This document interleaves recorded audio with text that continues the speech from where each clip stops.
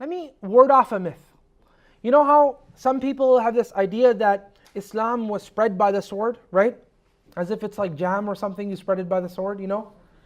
You take your knife and you spread the jam. It was spread by the sword. Now, I'm going to give you some statistics, and some of them are actually conservative figures. And I'm going to allow you to do the comparison.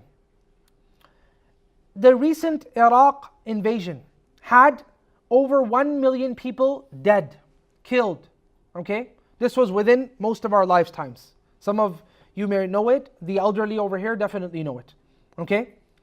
The World War I had about 17 million people killed within it. World War II had almost 80 million people killed within it. And that's why I said if we want to talk about civilizations, we have two aspects, material development, and then we have characteristics as well. Is this the characteristics of a good civilization? That within the past century we have, and these are, by the way, not all the wars. If I put them all together, they will be literally much above that, right? But these are some specific wars which sort of glare at us as a civilization today, okay?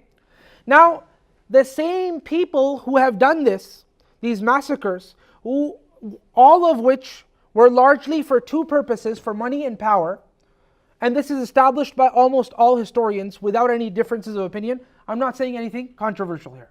This is a reality, a fact established by almost all historians, unless you wish to sugarcoat history, right? Allah's Messenger Muhammad sallallahu alaihi wasallam, who is given the accusation of being the greatest murderer or the one who brought one of the greatest, mayhamic, so you please, civilizations to the world, in his entire da'wah, in the 13 years and the 10 years, the Prophet sallallahu alaihi wasallam's entire army, with all of the battles, on both ends, there was only 918 casualties. And almost none of these were wars, actually none of them were wars which were waged for selfish purposes. The Prophet ﷺ was exiled. The only war that you can think where a mayhem would come is the war which was the conquest of Mecca.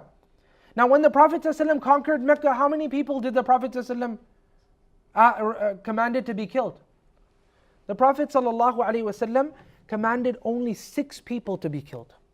6 people who had reached the greatest levels of treachery that the Prophet ﷺ had, that this Muslim civilization had dealt with. Okay, out of whom 2 of them the Prophet ﷺ also granted pardon to.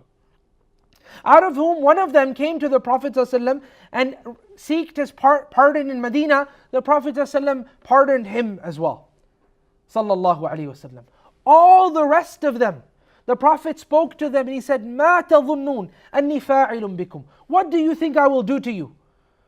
So they knew the Prophet ﷺ and his khuluq. So they said to the Prophet ﷺ, they said, "Akhun kareem, wabnu akhin kareem." You're a generous and honorable brother, and you're a child of a generous and honorable person as well. So the Prophet ﷺ, he said that I will say to you the same thing that Yusuf alayhi salam said to his brothers, "La tathriba alaykum al-yawm, yaghfirullahu lakum." That there is no blame on you today, Allah will forgive you.